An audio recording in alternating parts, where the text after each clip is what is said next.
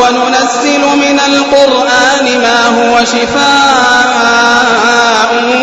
ورحمة للمؤمنين وننزل من القرآن ما هو شفاء ورحمة للمؤمنين ولا يزيد الظالمين إلا خسارا وإذا أنعمنا على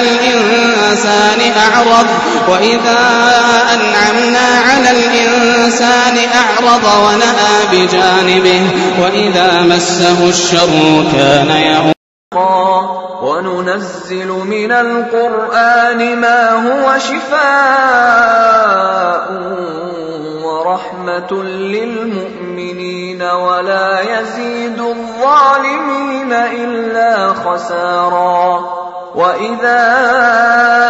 أنعمنا على الإنسان أعرض ونأى بجانبه وإذا مسه الشر كان يئوسا قل كل يعمل على شاكلته فربكم أعلم بمن هو أهدى سبيلا ويسألونك عن الروح قل الروح من أمر ربي وما أوتيتم من العلم إلا قليلا إذا بليت فثق بالله وارض به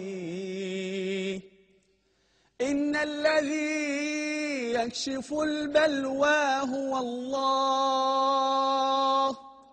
إذا قضى الله أمرا فاستسلم لقدره ما لأمري حيلة فيما قضى الله اليأس يقطع أحيانا بصاحبه لا تيأسن